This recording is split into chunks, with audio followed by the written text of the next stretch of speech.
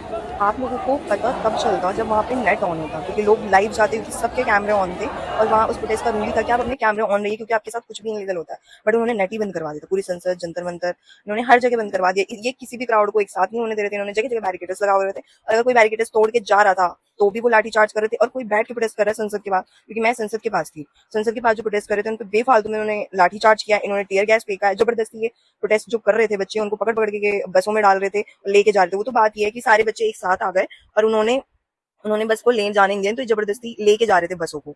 अब आप ये सोचिए किस लेवल तक गए हैं। ये कोई लेवल नहीं है। सरकार, पुलिस ने अपने बैच उतार रखे थे। अब इतना क्या खौफ था जब आप लीगली एक्शन ले रहे थे, कर रहे थे। अब एक बात बताइए, पुलिस वालों ने वो जो दिवाली के बम होते हैं ना, वो जाके बच्चों पे फेंका है।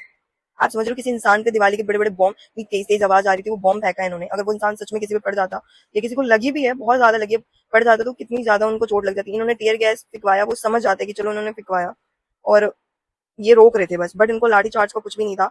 पुलिस वाले बॉम्ब फेंक रहे थे। अब समझ नहीं आ रहा आतंकवादी वो स्टूडेंट थे या ये, इन्होंने लाठी चार्ज क्यों किया उसका भी नहीं समझ आ रहा था। हम आई विटनेस हैं कि मैंने लोगों को बैठे हुए वहां देखा है, और वो एकदम से आए हैं संसद से, उन्होंने लाठी चार्ज कर दिया।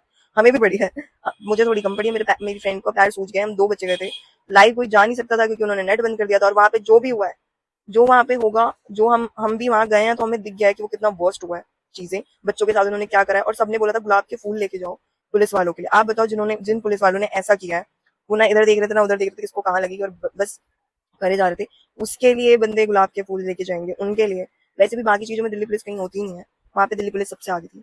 और उनका कहना था कि वो ड्यूटी पे है। ये अगर आप ड्यूटी पे भी थे तो थोड़ी तो इंसानियत दिखाते। उनके सामने लोग गिरे पड़े थे, वो एक पानी तक नहीं पिला रहे थे उनको। सो बहुत ही वर्स्ट हुआ है जो भी हुआ है। जितना आप इंटरनेट पे देख रहे हो और जितना आपको दिखाया जा रहा है, वो कुछ नहीं है जो वहां पे एक्चुअल में हुआ है।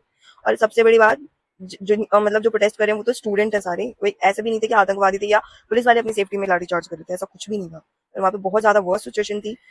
पुलिस वाले जिस लेवल तक गए हैं, मुझे नहीं लगता उस लेवल तक कहीं भी गए होंगे। और जो अंधभक्त आके बोले हैं कि बीजेपी ने अच्छा किया या बुरा किया, मेरे को समझ नहीं आता। आपको जिन्होंने आजादी दिलाई, जो आपके पीछे मर गए हैं, शहीद हो गए हैं सारे, जो इतने बड़े बड़े नेताएं थे, वो उन्होंने आपको आजादी क्यों दिलाई? वो भी चाहते घर पे बैठ के आराम से खाना पीना खाते।